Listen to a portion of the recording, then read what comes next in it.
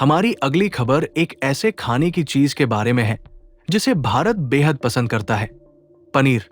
कई लोग इसे इंडियन कॉटेज चीज भी कहते हैं। ये क्रीमी होता है, प्रोटीन से भरपूर होता है और शाकाहारी भोजन में तो ये हीरो माना जाता है। पनीर रोजमर्रा के खाने में भी होता है, त्योहारों के पकवानों में भी और हर किराना दुकान में आसानी से मिल जाता है। लेकिन अब एक बड़ी परेशानी सामने आई है। भारत में पनीर सबसे ज्यादा मिलावट वाला खाद्य पदार्थ बन चुका है। रिपोर्ट क्या कहती है? नोएडा और ग्रेटर नोएडा में 122 पनीर के सैंपल टेस्ट किए गए। 83% सैंपल खराब निकले, यानी गुणवत्ता के मानकों पर खरे नहीं उतरे। 40% तो खाने लायक ही नहीं थे। कर्नाटक में 163 पनीर सैंपल जांचे गए, सिर्फ 4 ही सुरक्षित निकले। बाकी के टेस्ट अब भी चल रहे हैं। लखनऊ में 103 सैंपल जांचे गए, 50% पनीर खाने लायक नहीं था। लोग खुद टेस्ट करने लगे हैं। अब लोग इंटरनेट पर आयोडीन टेस्ट कर रहे हैं। वो पनीर पर आयोडीन डालते हैं। अगर रंग नहीं बदला तो पनीर शुद्ध है, अगर रंग नीला हो गया तो उसमें मिलावट है।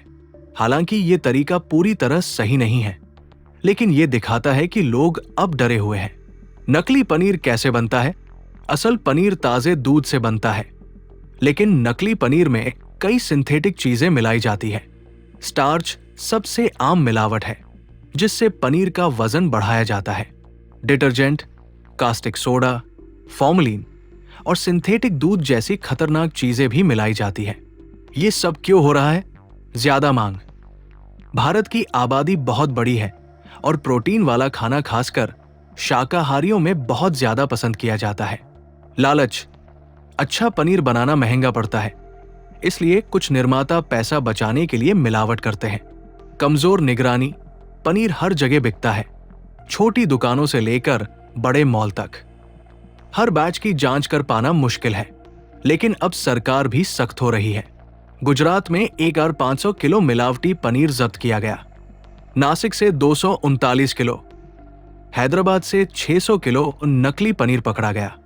ये सिर्फ किसी एक शहर की समस्या नहीं है, ये पूरे देश की समस्या है।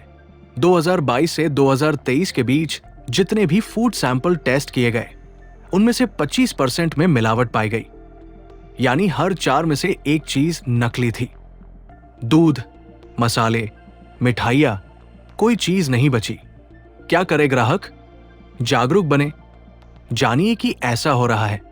भरोसेमंद ब्रांड्स और दुकानों से ही खरीदे, जिनके पास क्वालिटी सर्टिफिकेशन हो, सख्त सजा हो। भारत में मिलावटी चीज बेचने पर जुर्माना बहुत कम है, जिससे लोग इसे सिर्फ बिजनेस खर्च मानकर नजरअंदाज कर देते हैं।